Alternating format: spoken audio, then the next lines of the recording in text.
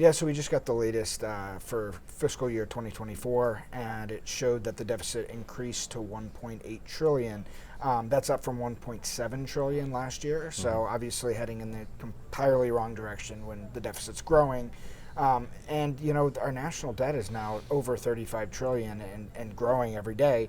And this is a huge problem especially going into the next decade when Social Security and Medicare, those trust funds are both set to, have issues and have to not be able to pay out full benefits for everyone at that time. Welcome to Reporter's Notebook, where we talk to the Washington Examiner's top journalists about the stories breaking on their beats.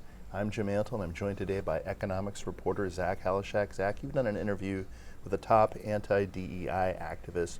What is the state of play with DEI in the corporate world these days? Sure, yeah. I interviewed Robbie Starbuck, who very popular on social media, on Twitter or X, and produces these videos that kind of target these corporations and encourages his followers to get their word out there to kind of use the power of the wallet, use the power of social media to amplify the message of anti-DEI. And he's had a lot of success, actually. Several companies like Deere, like John Deere, which makes John Deere tractors, Harley Davidson. Quite a few of these companies have curbed their DEI platforms. Which would seem to not have a super woke customer base, these No. companies you just mentioned. No, especially like Harley Davidson and stuff. I was talking to Robbie, and he was saying that at Sturgis, a lot of this kind of spread by word of mouth at Sturgis, and a lot of the bikers were unhappy, and that was kind of a big part in them kind of peeling back that DEI, that platform.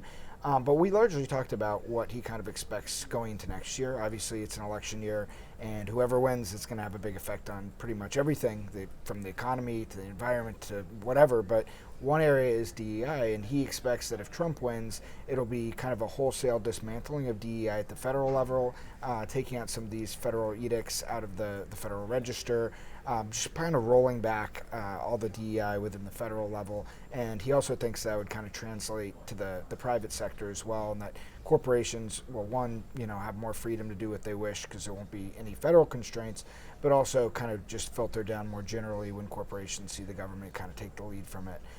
And then conversely, if Harris wins, it's going to be, he thinks it'll be more entrenched at the federal level. There'll be more rules, that sort of thing, kind of governing DEI that are promulgated. So no matter who is elected in November, they're going to have to deal with the federal budget deficit. They're going to have to deal with the fiscal situation in the country. What are the latest numbers on that? Yeah, so we just got the latest for fiscal year 2024, and it showed that the deficit increased to 1.8 trillion. That's up from 1.7 trillion last year. So obviously heading in the entirely wrong direction when the deficit's growing. And our national debt is now over 35 trillion and growing every day.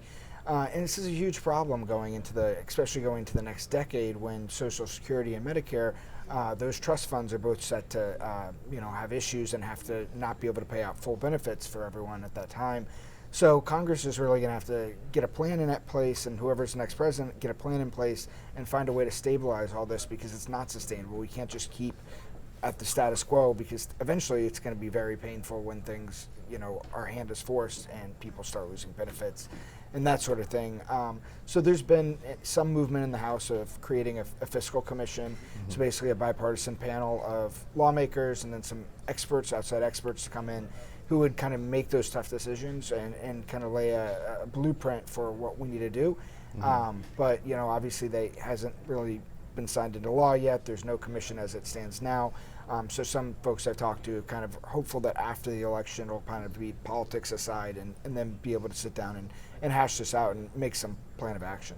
So that we've also seen the last round of inflation numbers that we're going to see before the election, at least in terms of this particular index. What was the current status? Yeah, so it ticked down slightly. It's now at 2.4% from 2.5%, which, obviously it's a decline, but it's a little hotter than most economists expected. They had expected it would fall to 2.3% or so. So, it's mixed. For Kamala Harris, she could point to it and say, look, inflation has fallen 6 months in a row now. This is great news for the economy. We're getting it back to that Fed's 2% goal. But if you're former President Donald Trump, you're going to be hitting her for, it's only fallen 0.1 percentage point. It should not even have been an issue to begin with. You know, Right. there shouldn't have been no inflationary wave if you weren't president and spent all this federal money and drove up demand. So I think it's one of those things where both sides are going to be trying to use the numbers to their advantage and highlight certain parts and then kind of not talk about other parts of the data. Sure, it's going to be a big part of both of their closing arguments as the election comes into the home stretch. Absolutely, yeah. It's going to be huge, and inflation, is we've seen for the past like 2 or 3 years now. It's the number one issue for voters when they go to the grocery store, you know, and they see these prices. They're not comparing to how much it's grown a year ago, which is only like 2 or 3%. They're comparing to how much they were paying for the same item before Biden was in office, and in many cases, that's 20% or even higher than that. Thank you, Zach. Yep. You can read Zach and the rest of our policy team's coverage at washingtonexaminer.com.